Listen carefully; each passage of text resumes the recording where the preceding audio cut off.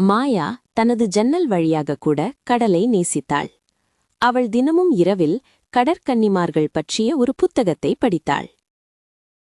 இன்று இரவு அவள் கண்களை மூடி மந்திரத்திற்காக ஆசைப்பட்டாள். திடீரென்று அவளது அறை நீலமாகவும் நீர் நிறைந்ததாகவும் ஒளிரத் தொடங்கியது. அவளது கால்கள் செதில்களால் மூடப்பட்டு கூச்சமாகவும் வித்தியாசமாகவும் உணர்ந்தன. ஹூஷ்! மாயா இப்போது ஆழ்ந்த நீலப் பெருங்கடலில் நீந்திக் கொண்டிருந்தாள். அவள் கீழே பார்த்தாள். அங்கே ஒரு பளபளக்கு மூதா நிற வாலை கண்டாள். இது வெறும் கனவல்ல, அவள் ஒரு கடற்கன்னி. ஒரு மென்மையான குரல் அழைத்தது. ஹலோ, குட்டி கனவு காண்பவரே. அது கோராலியா. அவள் பாயும் கூந்தலைக் கொண்ட ஒரு அழகான கடற்கன்னி. கோராலியா சிரித்தாள். அலைகளுக்கு அடியிலுள்ள உலகத்திற்கு உங்களை வரவேற்கிறோம். மாயா கலாள். அலைகளுக்கு அடியிலுள்ள உலகத்திற்கு உங்களை வரவேற்கிறோம். மாயா கலகலவென சிரித்தாள். எல்லாம் மிகவும் பிரகாசமாகவும் வண்ணமயமாகவும் இருந்தன. பின்னர் ஒரு வேகமான நிழல் தண்ணீரில் அவர்களை தாண்டி விரைந்தது. அது என் நண்பன் ஃபின்னி என்று கோராலியா மெதுவாக விளக்கினாள். ஃபின்னி ஒரு குறும்புக்கார டால்ஃபின் ஒரு நட்பான ஒலியுடன் மாயாவை சுற்றியது. கோராலியா அவர்களை அழைத்தாள். வாருங்கள், நாம் பவளத்தோட்டத்தை பார்க்கப் போகலாம். அவர்கள் பவளப்பாறையின் மறைக்கப்பட்ட பகுதியை நோக்கி நீந்தினர்.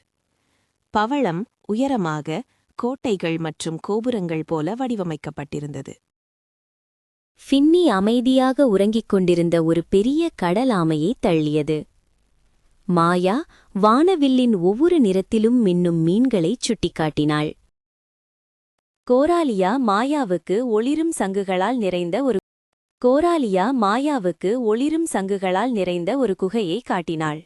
அந்த சங்குகள் மென்மையான கதகதப்பான ஒளியால் அவர்களின் முகங்களை ஒளிர செய்தன.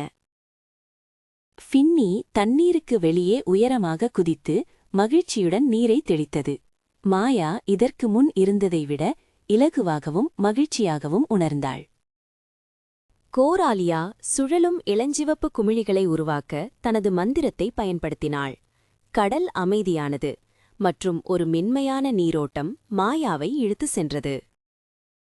இப்போது நீ திரும்பி செல்ல வேண்டிய நேரம் வந்துவிட்டது, குட்டியொன்றே என்று கோராலியா கிசுகிசுத்தாள்.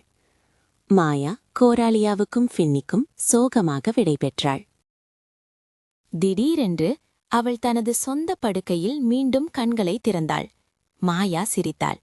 அது ஒரு கனவு மட்டுமே, ஆனால் அவளுக்கு எல்லாம் சிரித்தாள். அது ஒரு கனவு மட்டுமே, ஆனால் அவளுக்கு எல்லாம் நினைவிலிருந்தது.